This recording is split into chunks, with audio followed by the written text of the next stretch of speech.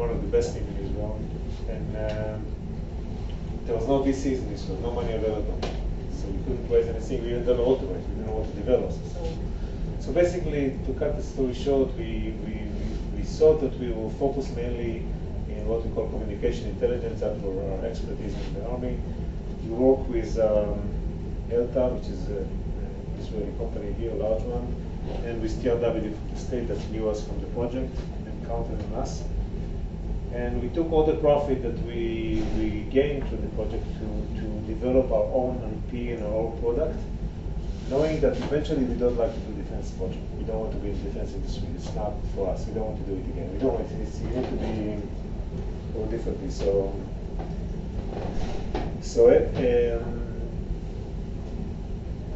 without raising money from VCs, it took us about 5 years, and we find ourselves with a product that was funded by TRW, technology that we had, project that in the commercial market that we developed with American companies, and in 91, like 5 years after we started the company, we went public in Israel.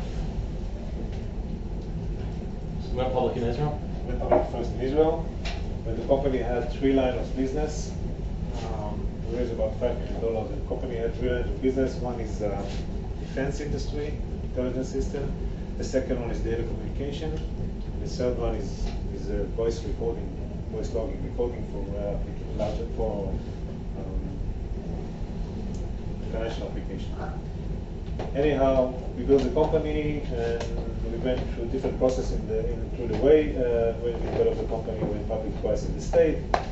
We were focusing, and we had the goal to develop the company. We developed the goal of the company to be a leader, the world leader in our area, not number 2, number 1.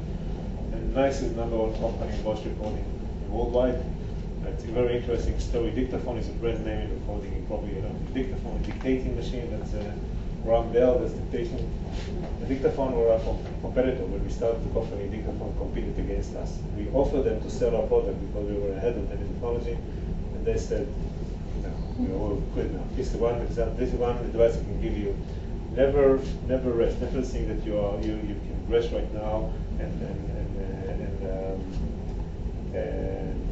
stop being innovative and creative because you're king of the world. Because small company can come and kill you. That's what we did to the cabinet. We're very aggressive. We developed product, and we took the market. And 2 years ago, NICE bought it. And now NICE is the leading company. Well, he's still leading company in this area, and we developed the company. So anyhow, I'm telling you this about my history, and also share with you how to build a bit of a company. The way we build it. The model right now is different because we have a lot of capital through the VCs that allow you to build the company different and go faster with the market. I left the company NICE. I was the CEO and then the chairman for 15 years, and I left the company in 2001. When I decided that this is enough, I want to do something different in my life. And to run a public company when the market in the state, NICE sold 60-something% of the product in the state, near the stock market in the state, you basically don't leave. I was on average 3 nights on the plane, sleeping on the plane to gain some time. Most of my time was in the state, the family is here. It was very difficult for the graduate time. Then I decided that I want to do something different in my life and mainly focus on 2 things. One is to do some philanthropy. The other thing is to help companies in Israel. So I think the strength of this country will be that we have a strong education system,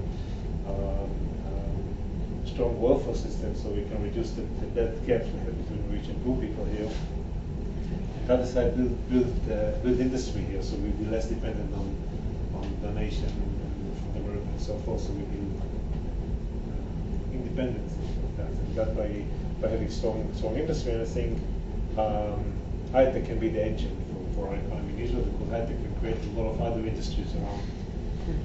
So I find myself, after researching what to do in my life, to be very much involved in IBM, and chairing a company which is called DVMotion. DVMotion is a company in the healthcare business. It's providing interoperability solution for clinical information. So you go to a hospital and all your medical records in different hospital or private clinics and so forth. Our system allows the physician to get all the information integrated in a matter of seconds, and we can see all your history record and give you better treatment. It's very interesting. I decided to work with Motion because I think that providing solution for people in the health is supporting people as compared to development. That's another feature to the cellular phone that the ringtone will be different. Supporting people in the healthcare is something which have more meaning.